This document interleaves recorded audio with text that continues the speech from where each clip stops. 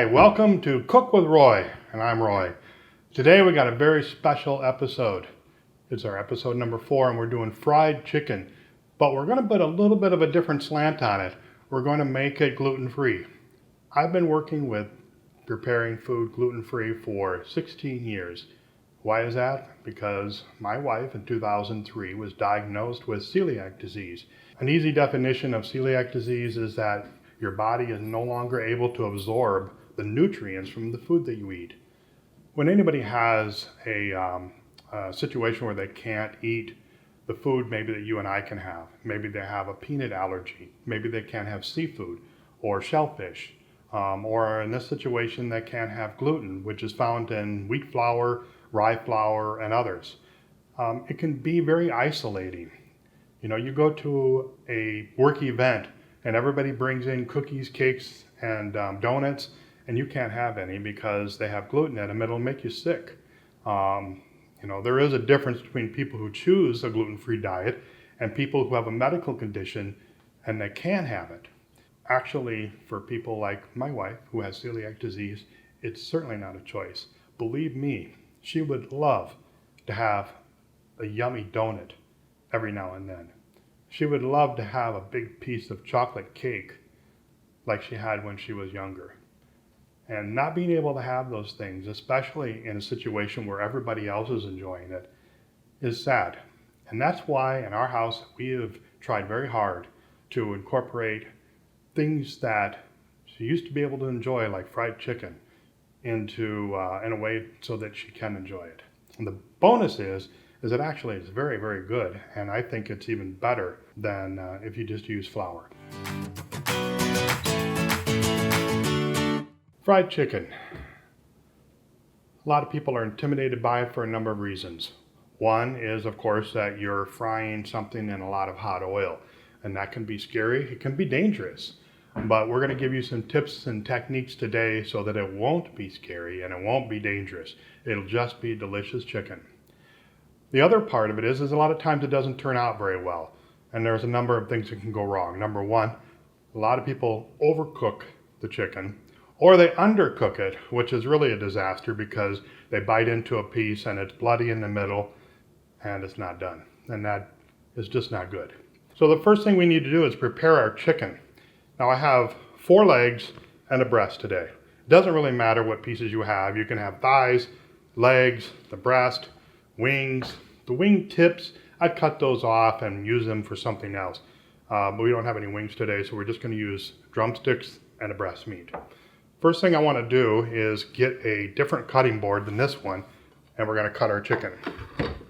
Now with the chicken breast, if we take a good look at it here, that is one big piece of meat. So what we like to do is we like to cut the breast into smaller pieces.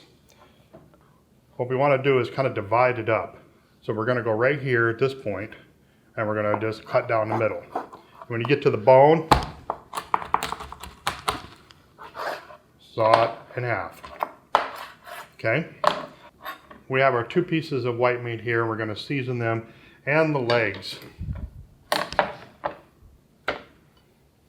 We're just going to take some regular salt, and what I like to do is peel back the skin a little bit and go ahead and salt the meat.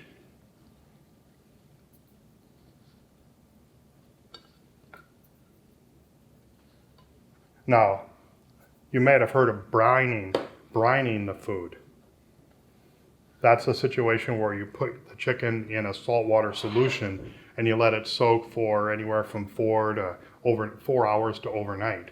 What we're going to do today is we're just going to salt this and let this sit for a while, and that will help to bring that moisture into the meat and keep it in there while we're frying. So let's set that aside and we'll get some other things ready to go. Okay, let's get started on the coating mix. I've got the chicken covered and we're leaving it on the counter to come up to room temperature. Now it will help it to fry more evenly. For our gluten-free coating, we're going to use a combination of white rice flour, potato starch.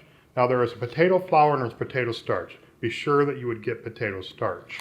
Then we're also going to use a very common household item, and that is cornstarch. Okay, now the proportions of each is very simple. we're going to do 1 cup of white rice flour. We're going to do 1/2 a cup of potato starch. You don't have to be absolutely perfect on this measurement. And then we're going to do 1/4 of a cup of the cornstarch.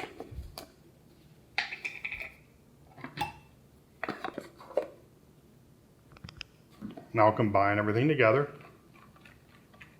Now, what do we put in here for seasoning? You can put whatever you want. If you want to put a couple of tablespoons of cayenne pepper, go for it. Not me. That's too hot. You want to try to recreate the famous 11 herbs and spices, go for it. So for today's seasonings, we're going to be pretty simple. We're going to go with a tablespoon of ground black pepper.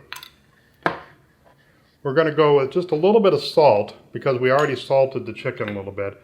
So I would say that I would do maybe a teaspoon. And then garlic powder, obviously, you can use as much as you want. I'm going to do a pretty good heaping teaspoon. And that's it. I personally like the flavor of pepper in my coating mix. Okay, there we go. Let's set this aside. We have our seasoning made, ready for our chicken. Our chicken is resting and coming up to a little bit closer to room temperature. Now let's get the oil ready. This is a cast iron porcelain Dutch oven. And obviously, as you can see, it's well used. It's been around forever in our family. And you may have something similar, you may have something different, but I like it because it has really high sides. We're going to put 4 cups of, I'm using canola oil here. And another thing that's absolutely critical in cooking fried chicken, in my opinion, is a thermometer. So right now our oil is at 76 degrees and we're going to turn on the fire. And actually we're just going to turn it to a medium low, okay? And let the oil slowly come up to temp. Now you notice here we're not deep fat frying the chicken. As you look in here and you see how much oil we have, we may only have, an inch or two. We're going to fry the chicken on one side, turn it over to the other side. If you're deep fat frying, first of all, you're going to need almost twice as much of that oil. And that's a lot more oil, a lot more chances for things to go wrong. And honestly, it doesn't really benefit you that much. Okay, so our oil is heating up. We're at 198 degrees right now. We want to get the oil up to 345 degrees, 350 at the very most. One of the things that people have done for ages is they've let their chicken soak in like buttermilk and overnight or for a few hours or dip it in buttermilk. But what I'm going to do today is I'm going to put a little buttermilk on the chicken to help the coating adhere.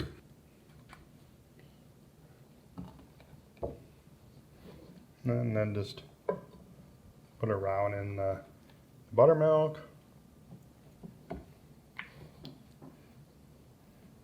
And as they say, you always want to keep one hand for coating the chicken and one hand for dipping.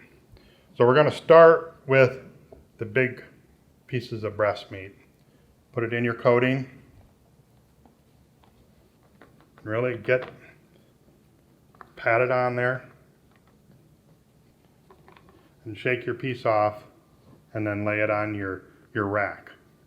Now you want, after you get those pieces all coated, you want to let them sit there for at least 20 minutes more. So I'm going to go ahead and keep doing this. Okay, our oil is up to 250. It's actually going on up, so let's get started.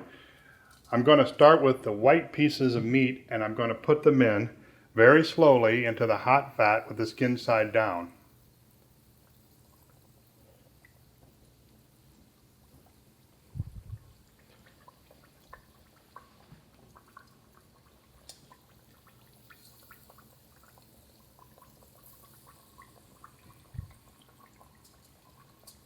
Oh, 350, not 250. We just made a huge error.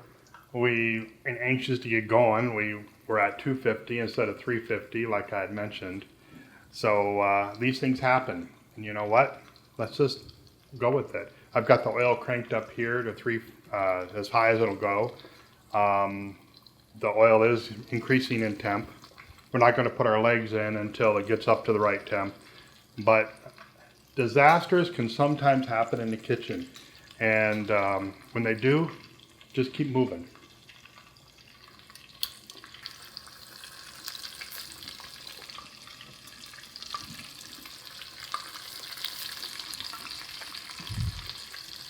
So because of the breast meat being pretty good size, I'm not going to put the other two in right now. Now we're up to 300 and almost 30 degrees, so I want to keep the temperature approximately 325 degrees. So as you notice, this pot with its high sides, we're not really getting very much splattering here at all. And while this is cooking, I want to point out, again, we're using wire racks with foil underneath here to catch drippings. We have our wire rack over here set up, ready to go to bring the chicken out and set down. A common thing that people do is they put their fried chicken or fried foods on a paper towel to soak up the extra oil. I really don't prefer that method. I prefer putting it on a wire rack and letting a little bit of the oil drip off, and I think it makes to keep a crispier crust. How long do you cook your chicken? With the little leggies, I do about 7 minutes on a side, turn them over, and I use an instant read thermometer, which we have here, to check the internal temperature. Okay, we're going to turn the white pieces over. As you can see, we got a nice lovely golden brown crust there. Even though we kind of messed up when we put them in. Our fire's getting up there a little bit. We're at 330, so I'm going to turn it down. So I believe our leg here is done. We're going to check it.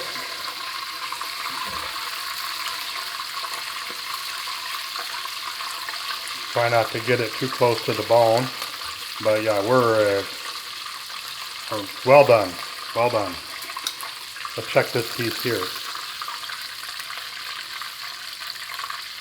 Okay, that's right at 165, 167. That piece was just a little bit bigger, so got her done. Our white pieces are still not done yet. Okay, folks, I think this piece here is done. So let's give it a check. Right into 164, 163, that's excellent. We'll try this one here. Okay, 162, good shape. Okay. Well, here we have it, folks. Delicious 4-piece chicken dinner, made gluten-free, simple ingredients. I did use potato starch and white rice flour. You can find these ingredients in most grocery stores. Bob's Red Mill is a nationally known brand, and you should have no trouble finding it. So let's give it a shot. Let's give it a try. All right.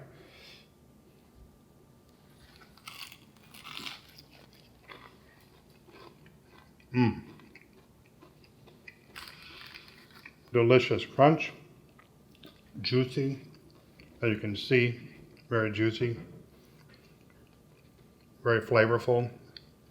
I love the simplicity of the pepper and garlic powder.